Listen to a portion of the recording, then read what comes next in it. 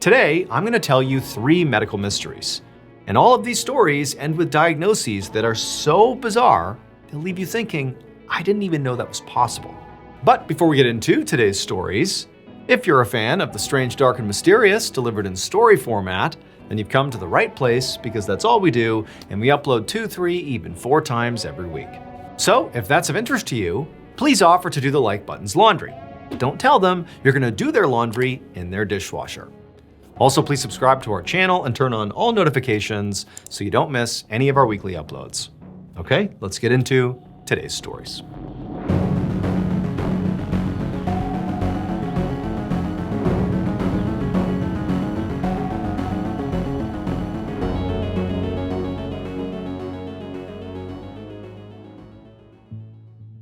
One morning in 2017, a 25-year-old man named Watanabe Takuya stumbled into the Keio University Hospital in Tokyo, Japan.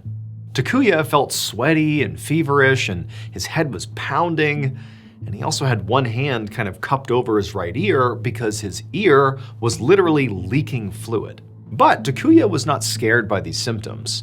Instead, he actually felt sort of annoyed, because this was actually not the first time these symptoms had happened to him.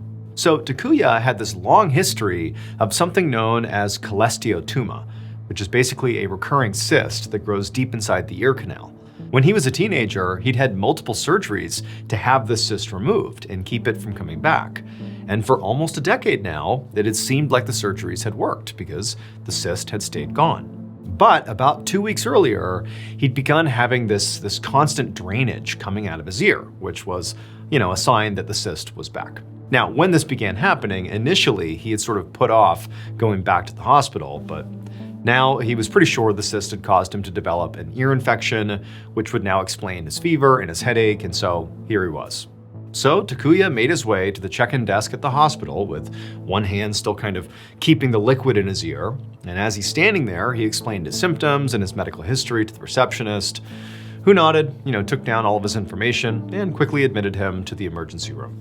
About half an hour later, Takuya was laying in his emergency room bed with his eyes closed because the light in the room was so intense it was, making his headache worse. But even with his eyes closed, he knew there was a hospital doctor standing right beside his bed. He listened as the doctor went over the results of some of the tests they had run. The doctor said that based on Takuya's medical history and the fluid clearly leaking out of his ear, they were pretty sure that he was right, and that his cyst had returned and led to what was now a severe ear infection. He said that very likely Takuya would have to have another surgery to get rid of the cyst again. But the doctor didn't want to operate just yet, because he said they had an even bigger problem to deal with first. Based on the preliminary blood tests, the doctor said it looked like Takuya's ear infection had gotten so bad that the infection had actually spread to the tissue surrounding his brain. And this was obviously extremely dangerous, primarily because it could lead to permanent brain damage and even death. And when Takuya heard this, on one hand, he was obviously shocked. This was more than he expected, of course. But more than that, he just felt mad at himself, because he knew that if he hadn't waited so long to come to the hospital, this infection likely wouldn't have gotten this bad. He's known about this for 2 weeks. He just kind of didn't want to deal with it, and now it was obviously much worse. But regardless, it was too late now. So Takuya, despite the light, opened up his eyes and he asked the doctor, what could they do? And the doctor said they were going to have to admit him to the hospital, not just the emergency room, and start him on a very powerful dose of antibiotics. 2 weeks later, Takuya was still in the hospital. And at this point, he was actually lying on his back and he was being basically rolled inside of a CT machine, which basically is like this big white ring that goes over your head and it scans the inside of your head. So by this point, the antibiotics he'd been prescribed had worked and Takuya's infection had been cured. But despite that, his ear was still leaking fluid on and off, not constantly, but it was definitely still happening. So because of that, hospital doctors had ordered this CT scan specifically so they could look inside of Takuya's head and basically map out exactly how they were going to operate on his ear.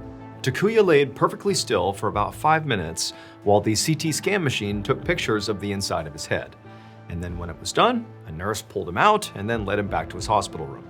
And then a little while later, A hospital doctor came into the room holding some papers, and the doctor told Takuya that, based on the CT scan he had just done, he actually didn't need another surgery on his ear. And immediately, Takuya felt so happy and so relieved because he thought, another surgery was practically inevitable. But that happy feeling only lasted for about a second. Because then the doctor, who, just delivered this news, sort of shifted and had this really troubled look come over his face. And they told Takuya that, well, the reason you don't need another surgery is because there is no cyst in your ear at all. The real problem that was causing all of your symptoms was much, much worse. Then, from his stack of papers, the doctor handed Takuya an image from the CT scan. When Takuya looked at it, he could not believe what he saw. It would turn out Takuya had an extremely rare condition called Gorham-Stout disease, which is more commonly known as vanishing bone disease.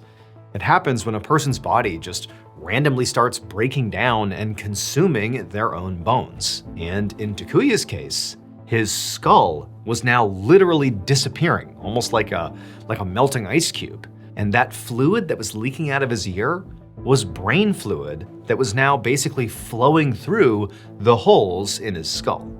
Now, unfortunately, at the time of the story and still today, there is no known cure for Gorham-Stout disease.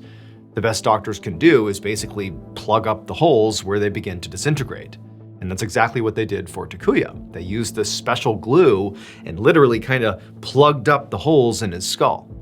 But amazingly, it sort of worked because Takuya's doctors monitored him for bone loss and fluid leakage after they did this, and as of his most recent checkup in 2018, at least in terms of what's been publicly released, he appeared to be doing quite well.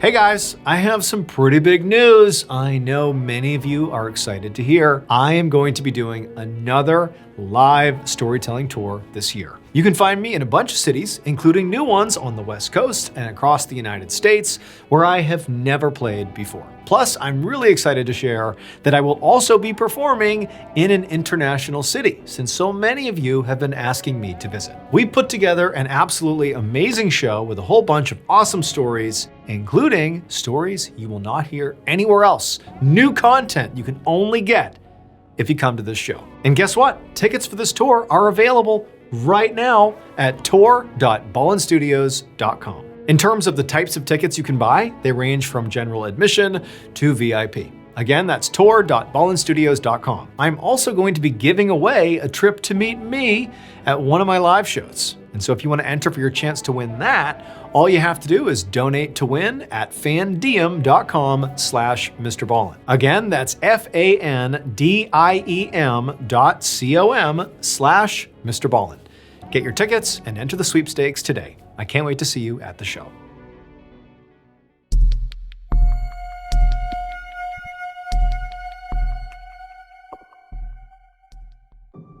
One afternoon in late January of 2018, a father named Dan Levitas stood inside the bathroom that his 3 kids shared inside of his house in Madison, Wisconsin. Dan grabbed his kids' toothbrushes and threw them right in the garbage. Then he sprayed the counters, the sink, the mirror, basically every surface he could see with disinfectant and began wiping everything down. So Dan was doing this because he, his wife, and their 3 kids all had strep throat. And according to their doctor, the best way to get rid of it was basically to have everybody take antibiotics and to deep clean the house to get rid of all the bacteria that had caused the infection. However, as Dan, followed protocol and scrubbed down the bathroom counters, he felt sort of frustrated because this was not actually the first time that his whole family had come down with strep. Over just the last 4 months, his whole family had gotten strep 6 times. And no matter how many antibiotics they took or how many times they deep cleaned the house and all the bathrooms, it's like they always got sick again. And this was really baffling to Dan because he was actually a biologist, and so he knew a lot about bacteria. And he'd already explored practically every option for where this repeated strep infection could be coming from. Nobody else at his or his wife's work was getting sick, and neither was anybody at his kid's school or daycare, so he knew it couldn't be coming from any of those places. But this didn't make any sense either, because each time they got strep, all 6 times, Dan and his wife, systematically disinfected like the entire house. I mean, really overboard, cleaning every surface. So if there was bacteria somewhere in the house, it had to have been cleaned up by now. But it was like somehow the bacteria was surviving the disinfecting. He just didn't know where it could be. But regardless, Dan still dutifully went about, disinfecting the bathroom for the 6th time here. Then when he was done, he went into the kitchen where he had his whole family's antibiotic prescriptions stacked up on the counter. Dan took his own and then also grabbed doses for everybody else. Dan brought antibiotics to his 2 daughters, who were 6 and 3 years old, and who were also both lying in their beds looking completely miserable. Then he went into his and his wife's room, where he found his wife sitting up in bed, cuddling with their very sick 1-year-old son. Dan handed his wife the antibiotics and then looked down at his son. He looked so small and vulnerable, and it just killed Dan to think how many times this poor kid had been sick and how powerless he was to help him.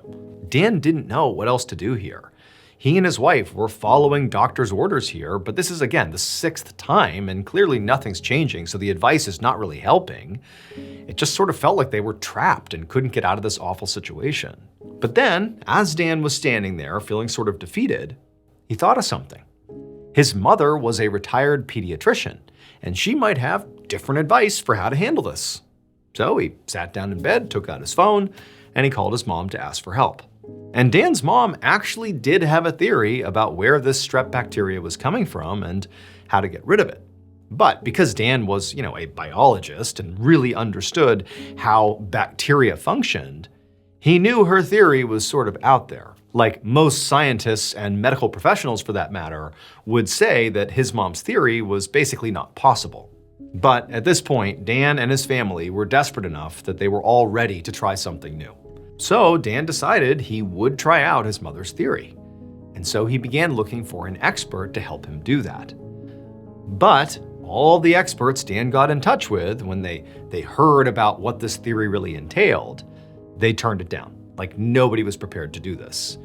And so for Dan, it felt like he was, right on the cusp of maybe finding the answer here and maybe curing, his family of this horrible problem. But no medical professionals would even entertain it as a possibility. About a month later, in early March, Dan was inside of a hospital room sitting next to his wife, and they were both staring down at their 3-year-old daughter. She was lying in a hospital bed, hooked up to an IV and an oxygen mask, because she'd gotten strep throat for a 7th time. And this time, she'd gotten so sick, she'd also developed pneumonia. And so realistically, at this point, Dan and his wife weren't even sure if she was going to survive. And for Dan, he was on the verge of a complete breakdown here. He was convinced that the only way to protect his kids was to find somebody who would test his mother's theory, but Dan and his wife had already been turned down by basically every expert in the entire state. And so Dan really didn't know who to turn to at this point. But as they sat in the hospital room, watching their toddler fight for her life, Dan's wife suddenly turned to him and said, "What if instead of asking medical professionals for help, what if we try asking medical students? Maybe a student would be more willing to test out this theory, even if it did seem kind of crazy." Dan agreed. At this point, it was definitely worth a try. So they reached out to the University of Wisconsin. And this final Hail Mary actually worked. On April 4th, 2018, so about 6 months after the first strep outbreak in their house, Dan and his wife took one very specific thing from their home and brought it to the University of Wisconsin. The student they'd contacted then analyzed this thing and was determined after their analysis that Dan and his family's crazy theory was correct.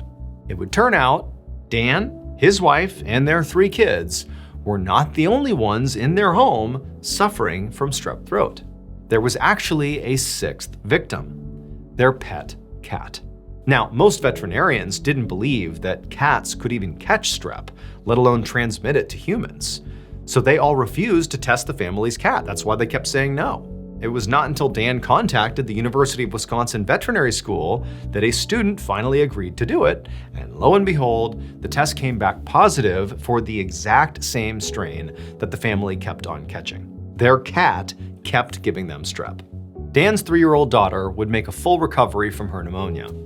And after another round of antibiotics, including antibiotics for the cat, and one more deep clean of the house, the family's strep throat finally went away for good.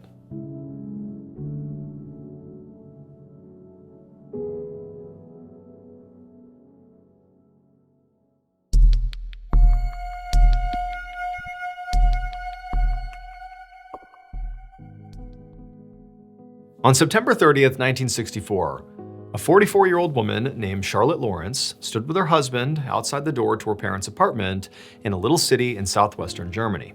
Charlotte took a deep, shaky breath and then unlocked the door and stepped slowly into her parents' home. So Charlotte was here because both of her parents had suddenly died just a few days ago. They'd only been 70 and 76 years old, and they had both been in good health. But her father had suffered a massive heart attack right in their kitchen, and when her mother found him, she also had a heart attack, apparently out of shock. Now, Charlotte's mother had managed to call a doctor, but by the time the doctor arrived, both Charlotte's dad and mom were deceased. Now, Charlotte and her husband had flown into Germany that morning from Wisconsin, where they lived. And up until this point, Charlotte really had been holding her emotions together. But now, standing in her parents' living room and looking around at all their belongings, it was like all of the grief just poured out of her and she just broke down and sobbed.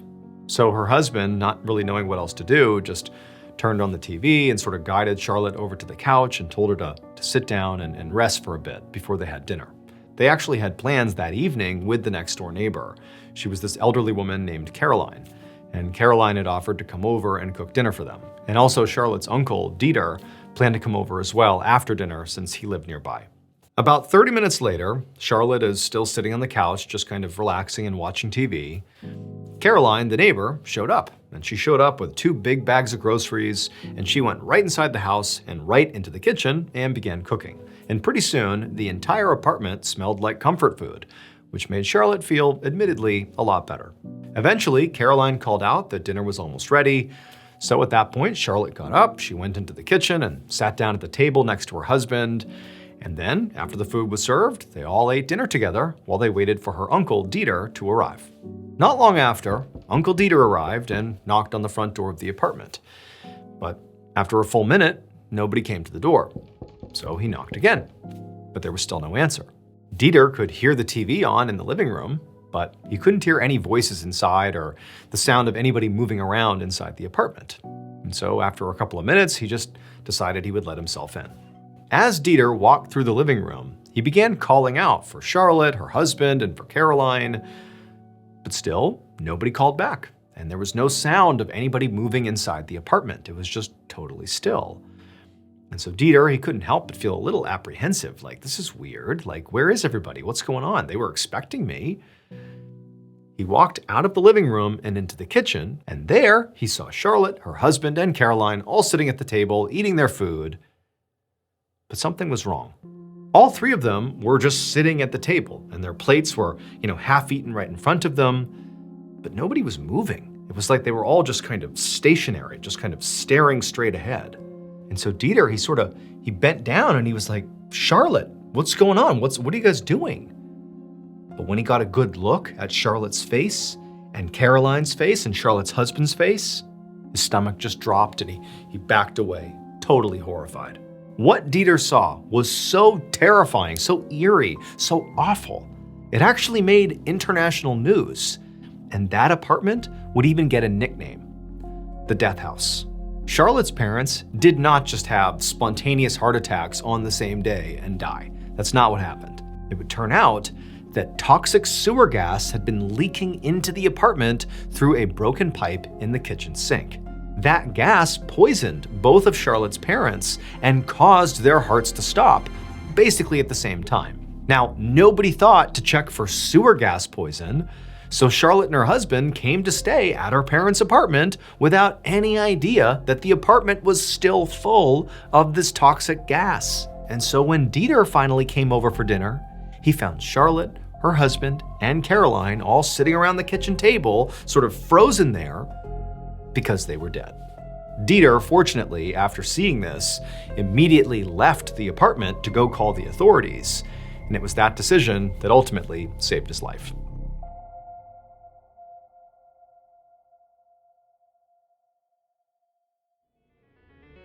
Thank you so much for watching. Let me know what you thought of today's episode in the comments. And remember, we have hundreds of videos for you to binge right now. But if you're looking for a recommendation from me of that one video that's worth your time, well, it's this one right here. So give it a watch. All right, until next time, see ya.